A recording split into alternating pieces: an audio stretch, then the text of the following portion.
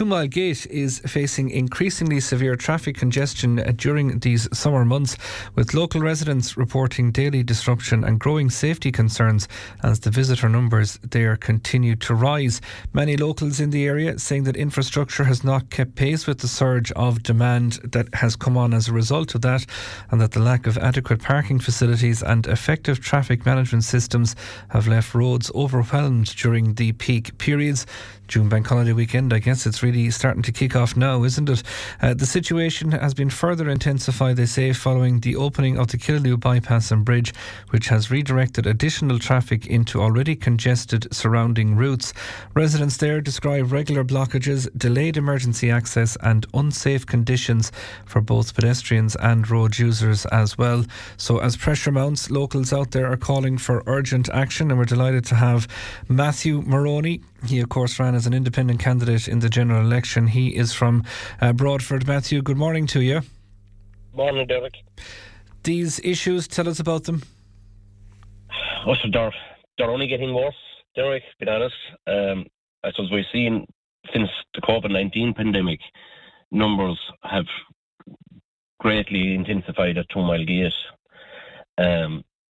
Especially now with the new bridge and the Killaloe bypass open, there's also more traffic there. And I suppose the promotion by Clare County Council of tourism in the area has intensified people coming there. And I suppose realistically, the cart has been put before the horse in this situation. The infrastructure isn't there to take the demand of people that are coming, you know. And I suppose it is maybe the quintessential then possibly being a victim of your own success. So I suppose we all want that footfall, but maybe if there are issues being raised in terms of maybe how it's being dealt with, what do you see as maybe the ways around it? Well, I think there has been a major opportunity lost out on. Only a couple of years ago, there was 17.5 acres of land directly across the road from Twomilegate, which came up for sale. It would have been ideal to make a car park and for further development there. I think it would have been ideal to put the new toilets and shower systems there instead of blocking the view out onto the River Shannon. I think it was a lost opportunity. I think the local councillors at the time in the area should have foresaw this and took it to Clare County Council and said, listen, we want this bought, because this is only going to get worse. And I think it was a complete lost opportunity. Has there been much public feedback to the council or to the local representatives at this point? Yes, I know people have been in contact with the local representatives. I know they have gone and they have made submissions to the council. I know Killaloe councillor was very vocal last year on it, like there was nearly 3-hour delays out there last year on Twomilegate. But it's still happening. There's still nothing going on, you know. So it's a situation that's getting worse and worse. And as I said, the volume of traffic that's now on that road, because of the new bypass and the new bridge, it has, you could say, nearly doubled, especially larger trucks and that, you know. So it's only worse it's going to get. And just to say at this point, we have actually sent a request to Clare County Council for a statement on the issue. So if that comes in during the show, we will bring it to you as well, just to get their side of it. But it does sound, Matthew, as if like the fact that these issues, are, as you say, are worsening, it hasn't put people off at the same time if the volumes are increasing. It hasn't. And I suppose as Killaloe and Twomilegate is a kind of the gateway to East Clare, like within 25 to 30 minutes away, you're, you know, from Tipperary, Limerick, you're there. So people are going to come there without knowing that there's a traffic problem, because they don't expect a traffic problem. When amenities like that exist, people expect proper infrastructure there, and there isn't, you know. And even down to toilet facilities there. I had a walk around Twomilegate yesterday evening, and you'd really have to pick your steps around there, because the amount of toilet paper and everything that's on the public walkways where the children are playing is unreal, and it's just not capable at the moment of dealing with the influx of people that's coming there.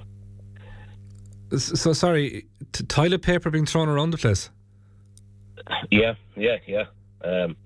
People are going to the toilet in the bushes and the quieter areas of it there. Yeah, it's actually quite disgusting to see some of it, being honest.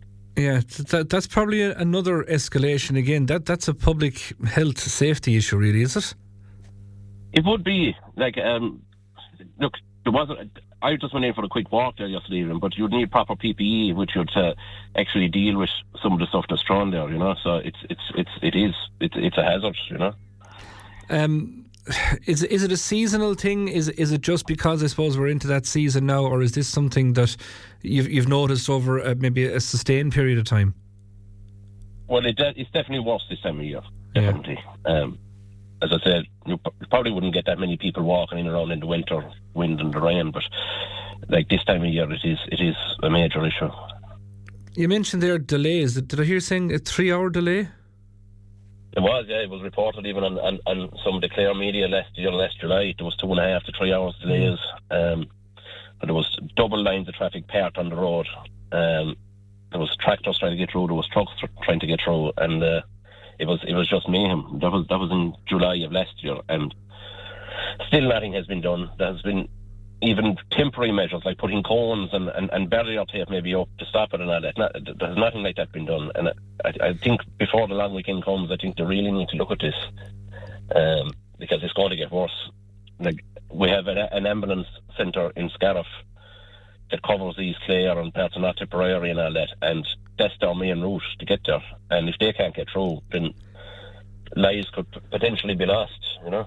Yeah, I suppose that is a real concern. Whatever about, you know, if someone goes for a swim and they're delayed getting home, you'd get over that to an extent, but I suppose it is the... You would, and I'm aware of situations where the fire services had to damage cars to get out past them there in the last 2 to 3 years to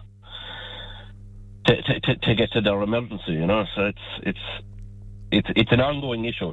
There's nothing being done about, being honest. I know you mentioned there that there was a swathe of ground across from Twomilegate that wasn't bought at the time, but I suppose with what the resources are there now to work with, what do you see as a workable solution maybe in the short term and perhaps with long-term planning in mind? I suppose if they could liaise maybe with local farmers and maybe put down road tracking like you'd see at the clown championships or things like that, where they could get into fields and park and park safely. It would alleviate a lot of the pressure off the roads.